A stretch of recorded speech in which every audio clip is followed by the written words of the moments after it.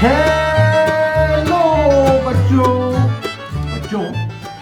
आज लॉकडाउन के 40वें दिन में हम पहुंच चुके हैं और अब तक हमने 40 से भी ज्यादा कहानियां कविताएं पढ़ ली हैं। मैं आशा कर रहा हूं कि आपने भी अब तक काफी सारी कहानियां सुन ली होगी, पढ़ ली होगी और आज ये पूरे लॉकडाउन सीरीज का हमारा आखिरी जो है ये कहानी होगी। ऐसा नहीं है कि इसके बाद हम कभी भी कोई कहानी नहीं सुनाएंगे या कोई कहानी नहीं पढ़ेंगे। बिल्कुल पढ़ेंगे, बिल्कुल सुनाएंगे, पर इस तरीके से जैसा हम कर रहे थे, हर दिन एक कहानी, शायद ऐसा ना कर पाए। तो इतनी सारी अगर आपने कहानियां अब तक पढ़ ली होगी तो आपको ये बात भी समझ आ गई होगी कि हमें अलग अलग प्रकार की कहानियां पढ़ना बहुत ज़रूरी है। अलग अलग देशों की कहानियां, अलग अलग समुदायों की कहानियां, अनेकानेक लेखक लेखिकाओं की कहानियां जो अलग अलग जगह से अलग अलग सोच लेकर आ रहे हैं, ये अलग अलग चीज़ों को पढ़ना बहुत ज़रूरी है। और जब तक हम ये विभिन्नता, ये जो विभिन्न कहानियां हैं, ये नहीं पढ़ेंगे तो हमारे जो सोचने की जगह है, जो स्पेस है जहां पर हम सोचते हैं, वो गहराएगी नहीं, वो चौड़ी नहीं हो पाएगी। इसलिए इस विभिन्नता को अपनाए और अनेक कहानियां, यहां तक कि जो पसंद भी ना आए ज्यादा या थोड़ी कठिन भी लगे, उन्हें भी पढ़ने का कोशिश किया जा सकता है। तो चलते हैं आज की कहानी की ओर। आज की कहानी ईरान देश की कहानी है। उसकी जो लेखिका है और जो चित्रांकन जिन्होंने किया है, वो दोनों भी उसी देश की हैं। और आज की कहानी का नाम है एक लड़की, एक लड़का और एक पतंग। ये रहा। क्या आप इसमें लड़का, लड़की और पतंग तीनों देख पा रहे हैं? तो एक लड़की, एक लड़का और एक पतंग, ये कहानी लिखी है मार्जन केशावर्जी आजाद ने और इसके चित्रांकन किए हैं इल्हम काज़ेमी ने। और इसमें कई अनेक तरीके के इलस्ट्रेशन टेक्निक्स को यूज किया है, जैसे कि पेंटिंग, और अगर आप बारीकी से देखें तो कोलाज जैसा भी कुछ नजर आएगा। तो शुरू करते हैं। एक लड़की, एक लड़का और एक पतंग।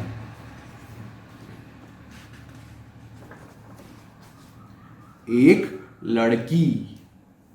ये रही हमारी एक लड़की। लड़की के आसपास कुछ चीजें रखी हैं। ये क्या चीजें हैं? लड़की ने अपनी बैसाखियां दीवार के सहारे टिकाई और कहा, काश कि मैं दौड़ सकती।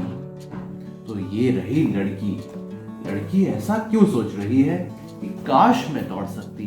क्या लड़की दौड़ नहीं सकती? क्यों नहीं दौड़ सकती?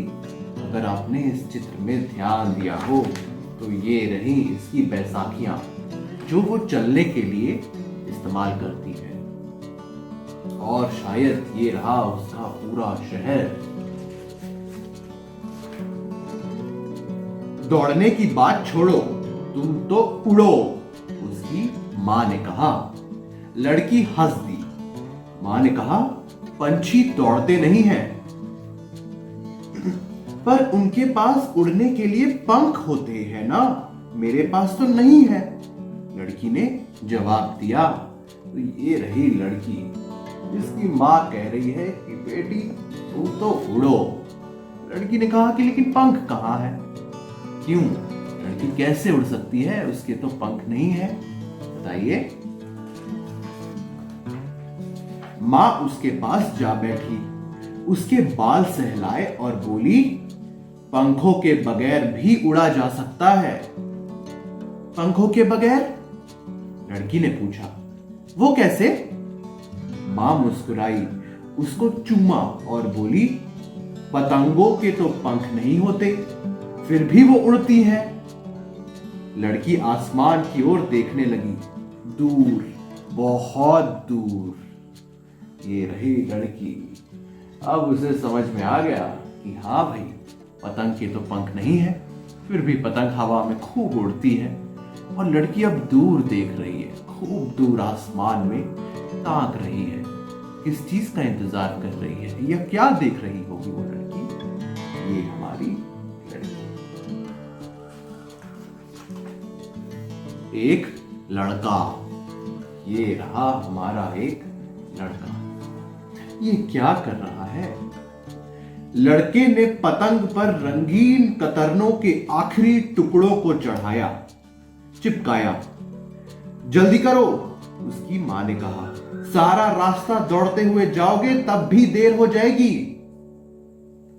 आसमान के रास्ते तो हर जगह पास है, लड़के ने कहा। पतंग अपना रास्ता ढूंढ लेगी और वक्त पर पहुंच जाएगी। तो ये लड़का क्या करेगा अब? लड़के ने डोर को पतंग से जोड़ा और कहा, अब वक्त है उड़ने का। घर से निकलकर उसने पतंग को उड़ा दिया। वह दौड़ता रहा, दौड़ता रहा। पतंग और ऊंची उड़ती गई। उसने डोर को हवा के हवाले कर दिया। वह वहीं खड़ा आसमान को देखता रहा, दूर, बहुत दूर। ये रहा वह लड़का, खूब दौड़ा तेजी से और उसकी पतंग भी उड़ने लगी और फिर उसने डोर छोड़ दी, हवा के हवाले कर दिया। अब ये पतंग उड़कर कहां जाएगी? क्या वो ऐसे ही कहीं उड़ के गुम हो जाएगी? एक पतंग, ये रही हमारी पतंग। पतंग गीले बादलों में से होकर गुजरी। बादलों पर कई रंग छा गए। हवा ने कहा, तुम करीब आ गई हो, समंदर को पार कर लो। पतंग नीले समंदर के ऊपर से उड़ चली। मछलियों ने हंसकर कहा, तुम करीब आ गई हो, घास के मैदानों के पार चली जाओ। और ये हमारा पतंग उड़ते हुए समंदर पार करते हुए जा रहा है। घास के मैदानों को पार करके पतंग चिड़िया के घोंसले तक पहुंच गई। चिड़िया ने कहा, तुम करीब आ गई हो, वो रहा उसका घर, दिखा। अब ये पतंग किस चीज के करीब आ गई है? ये घर किसका है बताइए? पतंग ने घर को देखा। वो अपनी मंजिल तक पहुंच गई थी। पतंग की मंजिल क्या है?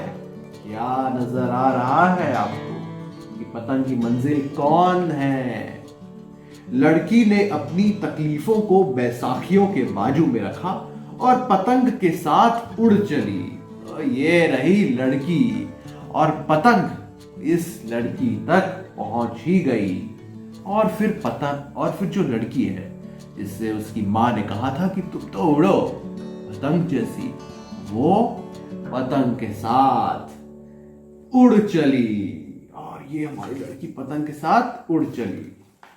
उड़ते उड़ते लड़की हंस रही थी, लड़का हंस रहा था, पतंग हंस रही थी। मां आसमान को निहारते हुए बेटी की बैसाखियों को साफ कर रही थी। और इस तरीके से एक लड़की, एक लड़का और एक पतंग, ये तीनों खूब हंस रहे हैं, हवा में खूब अब उड़ रहे हैं। और ये लड़की जो दौड़ना चाहती थी, उड़ना चाहती थी, अब उड़ पा रही है। तो ये थी कहानी, एक लड़की, एक लड़का और एक पतंग, जो ईरान देश की कहानी है। इसे लिखा है मार्जन केशावर्जी आजाद ने और इलस्ट्रेशंस बनाए हैं एल्हम काज़ेमी ने। तो ये थी आज की कहानी, हम यहीं खत्म करते हैं। तो आज के लिए बस इतना ही। अब पता नहीं कब मिलेंगे, क्योंकि अब हम हर दिन इस तरीके से आपको पढ़कर शायद नहीं सुना पाए। कभी न कभी बीच में अगर कोई किताब हमें बहुत पसंद आ गई तो बिल्कुल उसे आपको पढ़कर सुनाएंगे। तो आज के लिए बस इतना ही। अब रीड अलाउड विद नीरज इस प्रोग्राम से मैं आपसे अलविदा लेता हूँ। बहुत बहुत थैंक यू और सुनने के लिए बाय बाय। हंसते रहिए, खुश रहिए, स्वस्थ रहिए और पढ़ते रहिए खूब सारी किताबें। आज के लिए बस इतना ही। टाटा।